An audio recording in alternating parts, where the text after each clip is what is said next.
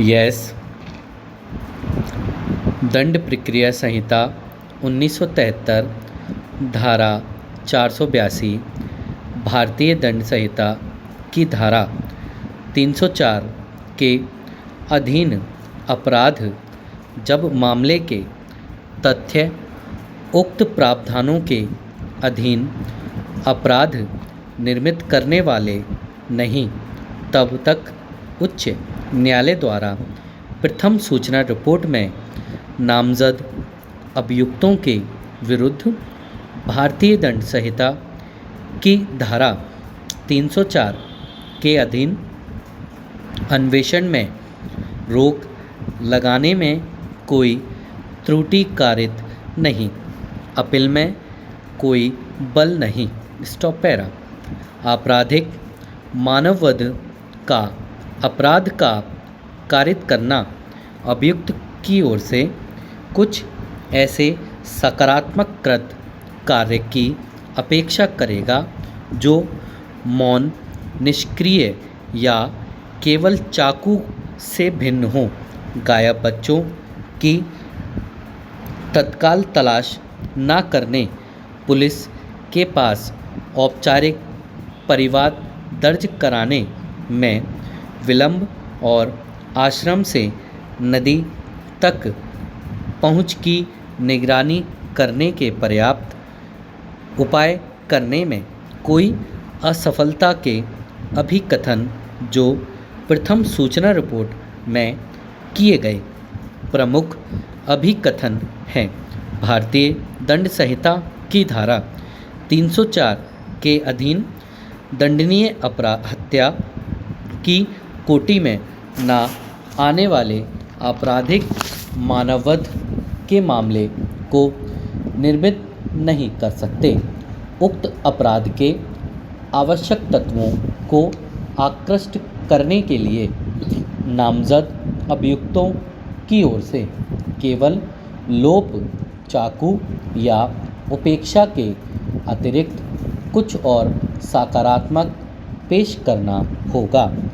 ऐसे कथनों का वर्तमान मामले में दाखिल प्रथम सूचना रिपोर्ट में सहज दृष्टि से अभाव है। बी.जे. चिकित्सा विद्यालय अहमदाबाद के विधि विज्ञान औषधि विभाग की राय से सुसंगत भाग का अध्ययन यही दर्शित करेगा कि पानी में डूबकर हुई बच्चों की मृत्यु की संभावना से इनकार नहीं किया जा सकता।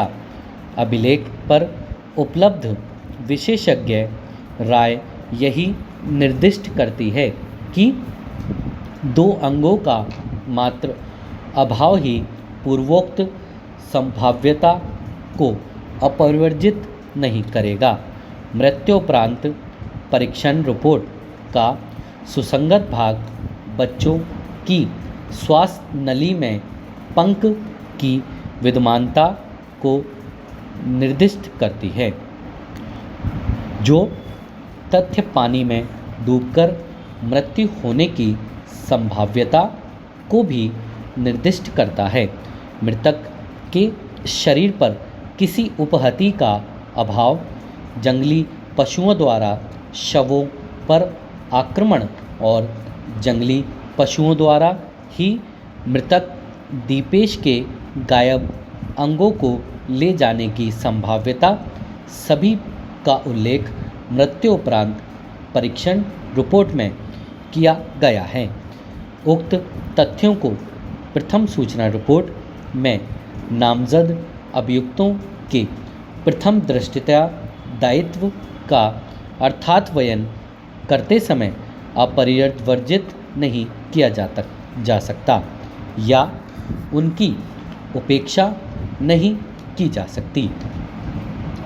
घटना के संबंध में काले जादू की प्रथा को दर्शित करने के लिए किसी सकारात्मक सामग्री का अभाव एक अन्य महत्वपूर्ण तथ्य है जिसे विचारण लिया जाना चाहिए। सभी पूर्वोक्त तथ्यों पर विचार करते हुए यह नहीं कहा जा सकता कि उच्च न्यायालय ने वर्तमान मामले में प्रथम सूचना रिपोर्ट में नामजद अभियुक्तों के विरुद्ध भारतीय दंड संहिता की धारा 304 के अधीन कृत अपराध का अन्वेषण रोकने के लिए अपनी अधिकारिता के प्रयोग में कोई त्रुटि कारित की थी। यद्यपि ऐसी शक्ति का प्रयोग यदाकदा ही किया जाना चाहिए, फिर भी उसका आश्रय लिया जाना चाहिए यदि किसी दिए गए मामले के तथ्य ऐसी मांग करते हैं। यह स्पष्ट रूप से वही है जो कुछ उच्च न्यायालय ने उच्चतम न्यायालय के विनिश्चयों की लंबी श्रृंखला से उद्भुत होने वाली विधि के सुस्थापित सिद्धांतों में से किसी से विचलित हुए बिना वर्तमान मामले में किया था। स्टॉप।